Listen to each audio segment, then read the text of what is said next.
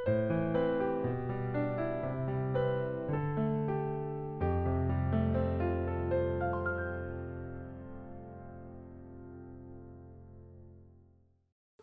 함께 기도하심으로 5월 31일 수요일 매일 주심 기도회 시작하겠습니다. 하나님 감사합니다. 오늘도 우리가 새날을 맞이하며 예배하게 하심에 감사를 드립니다. 우리로 하여금 매일 밤마다 죽고 아침마다 새로 사는 부활의 신비 속에 살아가게 하셨사오니 주님, 우리가 이 큰 은혜를 기억하게 하시고 말씀을 보고 기도하는 중에 오늘을 살 수 있는 하나님의 음성과 믿음을 허락하여 주시옵소서. 하나님, 우리는 부족하고 약하여서 하나님을 믿는다 하면서도 참 많은 염려 가운데 살아갑니다. 예배의 자리를 떠나 일상으로 나아가면 어떻게 믿음의 길을 선택해야 할지, 주님을 따라가다 맞이하게 될 손해들을 어떻게 견뎌내야 할지 막막하기만 합니다. 하나님, 우리가 감당하고 있는 인생의 많은 문제들로부터 하나님만을 의지하는 법을 배우게 하시고 하나님의 때에 하나님의 방법으로 건지시고 이끄시는 은혜를 경험하게 하여 주시옵소서. 사업을 두고 기도하는 분들에게는 좋은 관계가 열리게 하시고 필요한 재정이 공급되게 하시고 시작하는 일들 속에서 하나님의 비전을 보게 하여 주시옵소서.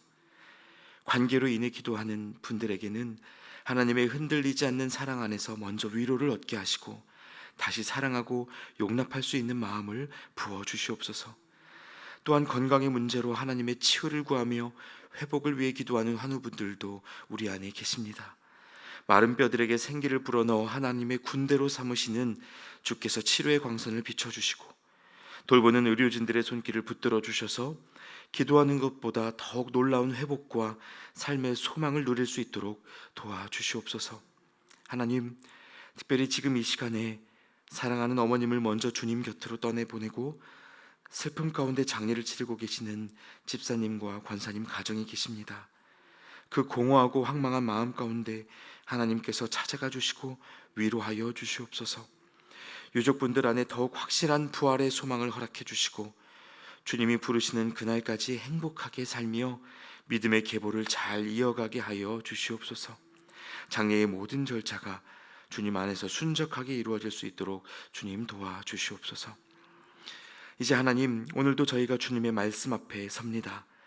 로마서의 말씀을 통해 듣는 그 복음의 날카로움이 우리의 마음을 찌르고 도전할 때 주님, 우리가 그 말씀으로부터 도망하지 않게 하시고 말씀의 진리가 있는 그대로 우리를 붙들어 세우시는 것을 경험하게 하여 주시옵소서.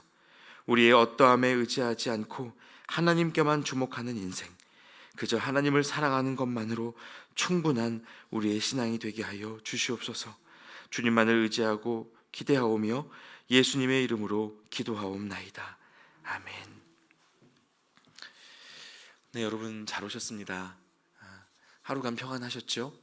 네, 오늘도 이곳에서 예배드리시는 분들 그리고 온라인으로 또 함께하고 계시는 모든 성도님들께 하나님이 동행해 주시고 또 예기치 못한 기쁨을 부어주시는 은혜의 하루가 되시기를 소망합니다.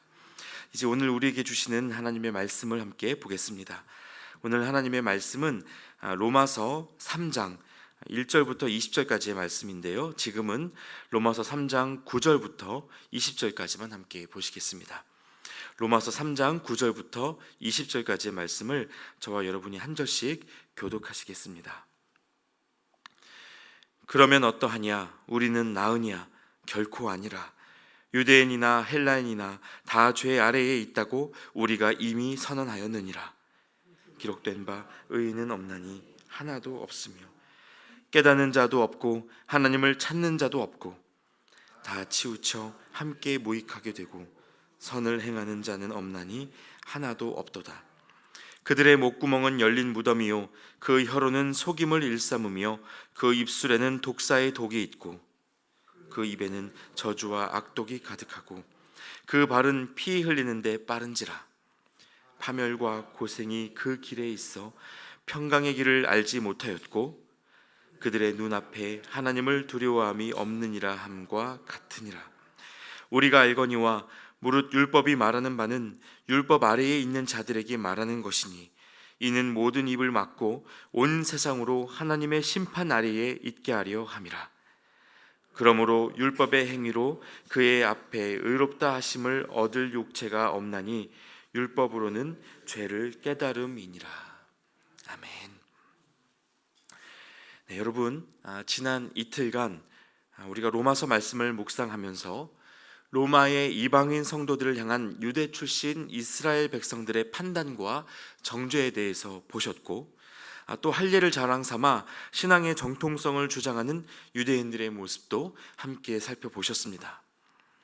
자신들을 중심으로 여기는 유대인들의 고집은 좀처럼 꺾이지를 않았지만, 바울은 하나님께서 유대인과 이방인을 다르게 보지 않으신다는 것을 분명하게 전하고자 했었죠.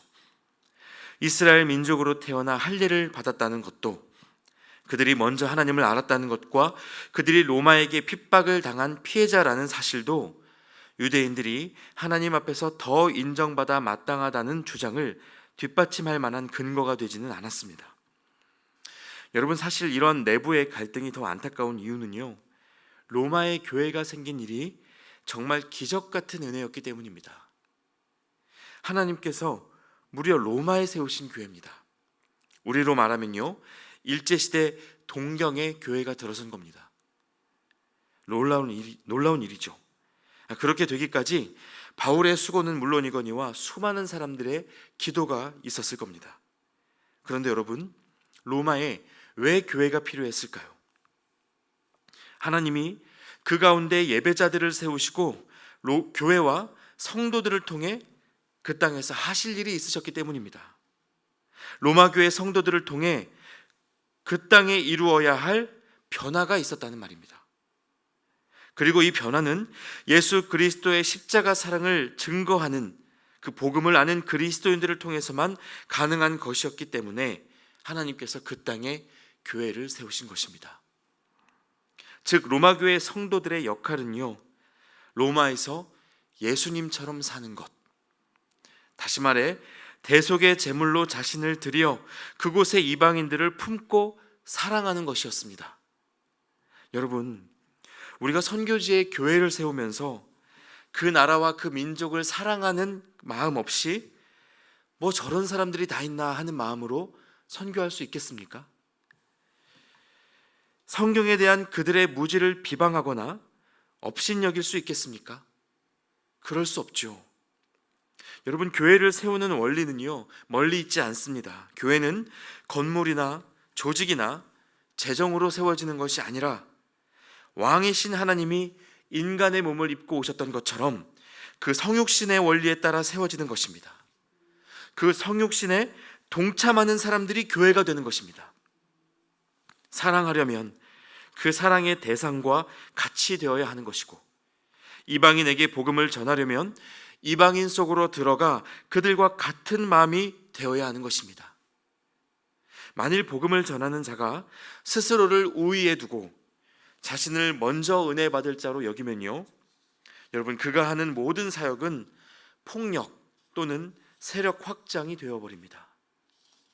유대인들이 그들만의 할례를 내세우고 스스로 특별하게 부름받은 하나님의 선민이라고 강하게 믿고 있었다면, 이것은 시작부터 로마 교회에 선한 영향력을 끼치는 것이 불가능한 상태였다는 말입니다. 그래서 바울은요, 교회를 세우고서도 끝까지 자기 우위, 자기 중심성을 내세우는 유대인들을 보며 사람에 대한 진단을 아주 분명하게 내렸습니다. 바울이 뭐라고 말합니까? 모두가 죄인이라는 것입니다. 그러나 여러분, 이상하리만큼 이 메시지는요, 여전히 듣기도 어렵고 전하기도 쉽지가 않습니다. 이 죄인이라는 말에 아멘을 하기는 해도 가만 생각해 보면 정말 내가 죄인인가, 이런 의문이 들기 때문이죠. 저는 지금까지 교회 안에서 우리가 왜 죄인인지 묻는 분들을 생각보다 많이 만나 뵀는데요, 참 정직한 질문이고 또 감사한 질문이라는 생각이 듭니다. 여러분, 이 시간에 한번 생각해 보셨으면 좋겠습니다. 우리가 왜 죄인입니까? 그 증거는 무엇입니까? 어제 말씀 속에서 종교적인 열심이나 할례, 세례 같은 증표들이 우리 신앙을 보증하지 못한다고 했던 것처럼, 여러분, 죄 역시 단순히 우리가 범한 어떤 행위로 규정할 수 있는 것이 아닙니다. 엄밀히 말해서 죄는요, 우리가 저지른 어떤 일이 아니라 하나님을 거슬러 인생에서 주인 노릇하려는 그 병든 마음, 그 본성 자체입니다. 우리가 흔히 죄라고 부르는 행위는 그 마음의 부패로부터 빚어진 결과이고 열매일 뿐이죠. 그래서 무서운 범죄를 저질러서가 아니라 심지어 선행으로 존경받는 인생을 사는 누구라 할지라도 자기 자신을 중심으로 세상을 바라보며 해석하고, 그래서 내가 원하는 대로, 내가 옳다 여기는 대로 나와 이웃의 삶을 끌고 가려는 마음의 동기를 가지고 있다면 그 자체로 우리 모두가 죄인인 것입니다. 그래서 여러분, 죄를 사함받는 것은 단순히 죄의 행위를 끊어내고 그 일을 수습하는 것으로 끝날 수 없습니다. 죄를 해결하려면 마음의 본질 자체가 변해야 하는 것인데, 우리 스스로는 이미 병든 마음을 돌이킬 수가 없고요, 그저 생명이 끊어지는 것 외에는 우리에게 다른 방법이 없습니다. 그런데 또 하나님을 거스르는 마음을 그대로 안고 죽으면 어떻게 됩니까? 그 자체로 심판에 놓이고 구원을 기대하기 어렵죠. 그러니까 여러분, 죄인 된 우리의 결론이 뭘까요?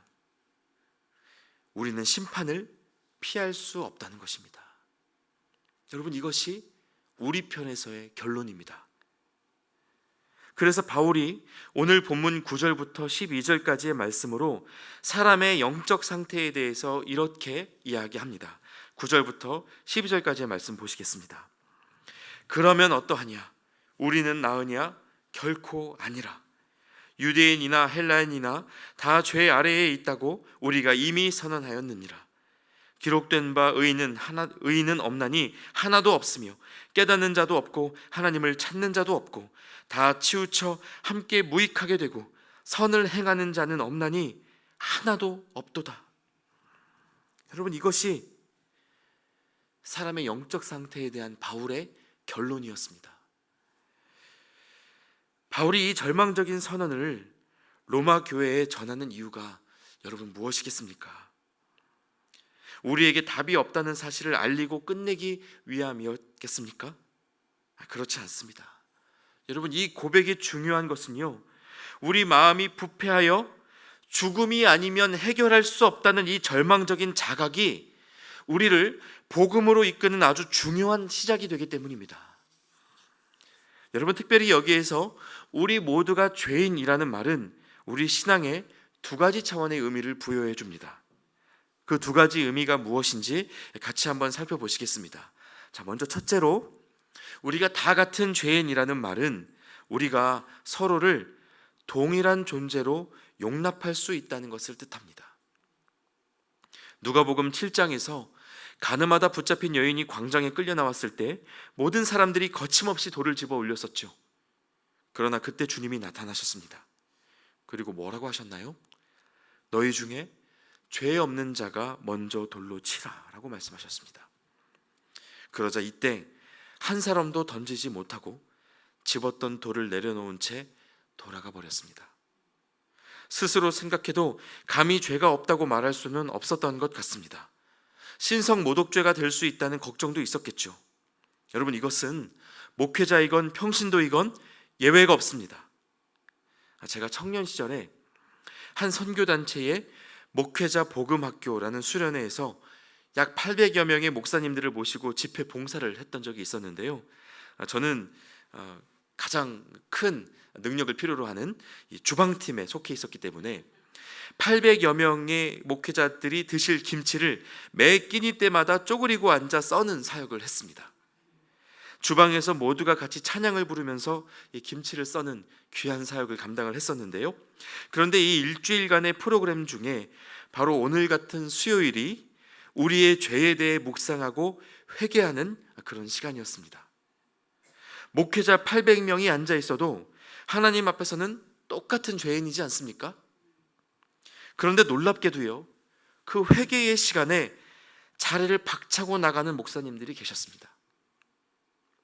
내가 지금 목회가 몇 년이고 하나님을 섬긴 게 몇 년인데 목회자에게서 죄를 캐느냐고 그 자리를 털고 일어나는 분들이 계셨어요.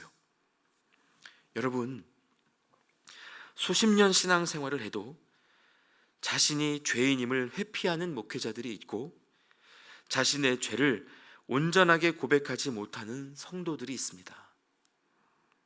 여러분, 그 몇 분을 비판하고자 함이 아닙니다. 이것은요, 우리 모두가 그저 같은 죄인이라는 것을 보여주는 것입니다. 사람들은 죄의 모양과 열매를 보고 큰 죄와 작은 죄를 구분하죠.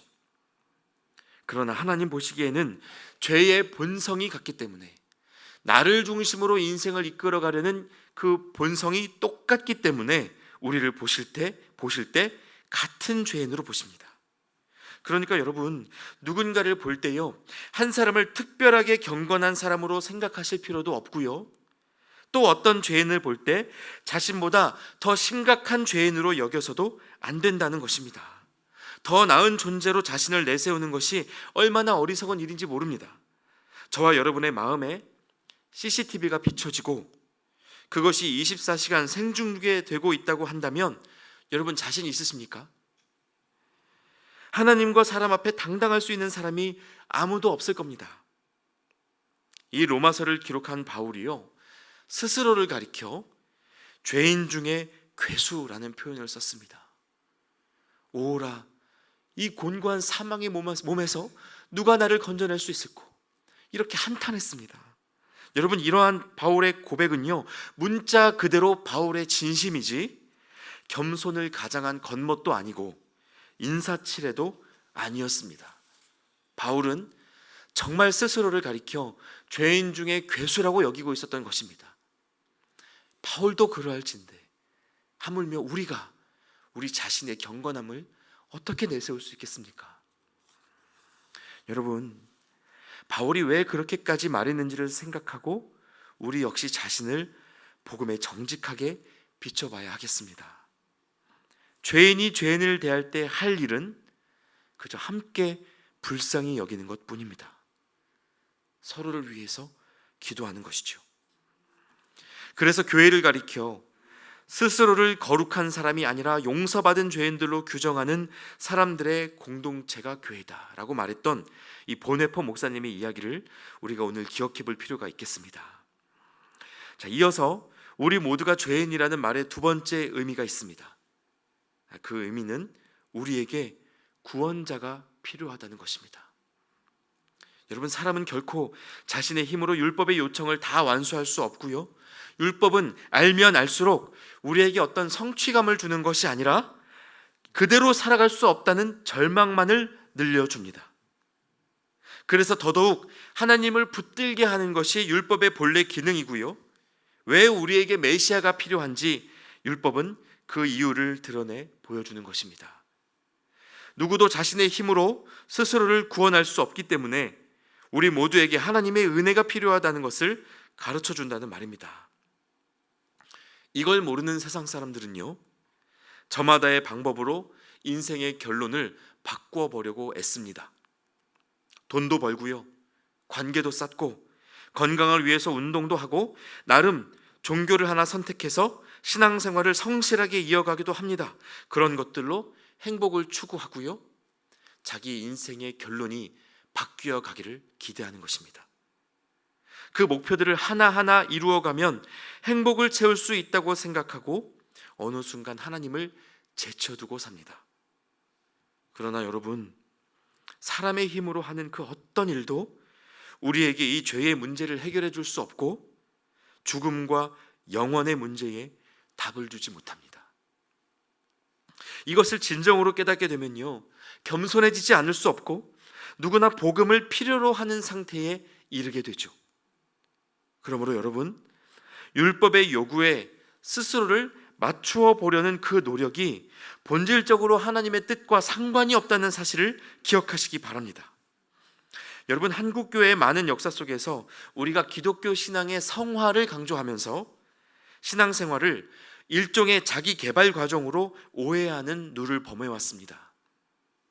우리를 가꾸어서 아브라함처럼 되고 요셉처럼 되고 다윗처럼 되는 것이 신앙의 성장이라고 생각한 거죠. 그러나 여러분, 엄밀히 말하면 아브라함이나 요셉이나 다윗도 다 똑같은 죄인입니다. 우리는 그들을 쉽게 이상화하고 영웅으로 바라보지만 여러분, 성경은 위인전이 아닙니다. 더 나은 사람이 되기 위한 자기계발서는 더더욱 아닙니다. 그들 모두 하나님 앞에서 똑같은 죄인이고요, 그들이 더 나은 사람이 되었거나 무언가를 하나님 안에서 이루었기 때문에 성경에 기록된 것이 아닙니다. 여러분, 이것을 오해하시면 안 됩니다. 하나님이 그들의 이야기를 성경 가운데 두시고 말씀으로 우리에게 들려주시는 이유는 그 인생을 이끄시고 역사하시는 하나님이 누구신지를 알려주기 위함입니다. 또 이러한 대표적인 예가 사사기에도 등장을 하는데요, 여러분, 사사 기드온이 미디안과 전쟁을 치를 때 함께했던 300명의 군대가 있었습니다. 본래 기드온이 32,000명을 데리고 오는데 하나님이 추리고 추려서 300명만 남기신 거예요. 그동안 이에 대해서 많은 목회자들이요, 그 300명의 군인들에게 특별한 자격이나 어떤 본받을 만한 모습이 있는 것으로 의미를 부여해서 300용사라고 불러왔습니다. 그런데 여러분, 하나님이 군인의 수를 300명으로 줄이신 것은 미디안의 그 13만 병력을 대적해서 이기는 그 말도 안 되는 승리가 철저히 하나님이 하신 일임을 드러내기 위함이었습니다. 그러니까 이 말씀을 보는 동안 우리는요, 사람의 연약함에도 불구하고 승리케 하시는 하나님의 능력을 배워야지 300명밖에 안 되는 군인들의 용맹을 묵상하려고 하면 이것은 잘못된 적용이 되는 것입니다. 여러분, 우리 모두가 죄인이라는 이 바울의 고백이 아프고 절망적이면서도 여전히 소망인 이유가 여기에 있습니다. 우리가 멋진 신앙인으로 변해갈 수 있는 가능성이 있기 때문에 소망이 있는 것이 아닙니다. 우리는 길을 알지 못하는 죄인이어도, 스스로는 어찌할 수 없는, 답을 찾지 못할 그러한 죄인이어도 그런 우리를 의롭게 여기시고 자녀로 삼아가시는 하나님의 능력이 있기 때문입니다. 우리 주님이요, 죄가 큰 곳에 더 큰 은혜가 있다고 하셨고, 우리가 쓰러진 그곳에서부터 하나님의 자녀라고 다시 일컬음을 받게 될 거라고 약속해 주셨습니다. 그러므로 여러분, 우리가 죄인이라는 사실을 뼈저리게 깨닫게 되셨다면 이제는 더 나은 사람이 되려고 하지 마시고 하나님이 전부인 사람이 되십시오. 스스로 할 수 있는 사람이 되려고 하지 마시고 전적으로 하나님만을 의지하는 사람이 되십시오. 그것이 우리 그리스도인들의 유일한 능력이고 살 길입니다. 함께 기도하겠습니다. 하나님, 감사합니다. 오늘도 우리에게 말씀해 주시고 그 말씀에 따라 살아가고자 하는 믿음의 결단을 주심에 감사를 드립니다. 하나님, 우리는 로마서의 말씀을 묵상하면 묵상할수록 우리가 죄와 사망의 법에 묶인 죄인이라는 것과 그리스도 예수 안에 있는 생명의 성령의 법이 아니면 한순간도 살아갈 수 없는 존재라는 것을 깨닫게 됩니다. 주님, 우리가 이제는 하나님 앞에서까지 쓰고 있는 모든 가면을 벗어 던지게 하시고 말씀에 비추어진 우리 자신의 모습을, 그 절망적인 모습을 바로 보게 하여 주시옵소서. 우리 자신을 더 나은 사람으로 가꾸고 꾸미는 법이 아니라 하나님을 의지하는 법을 배우게 하시고 하나님을 나의 전부로 고백하며 살아가는 이들의 믿음과 능력이 우리 안에 충만하게 나타날 수 있도록 도와주시옵소서. 예수 그리스도의 이름으로 기도하옵나이다. 아멘. 계속해서 개인의 기도 제목을 가지고 기도하며 나아가겠습니다.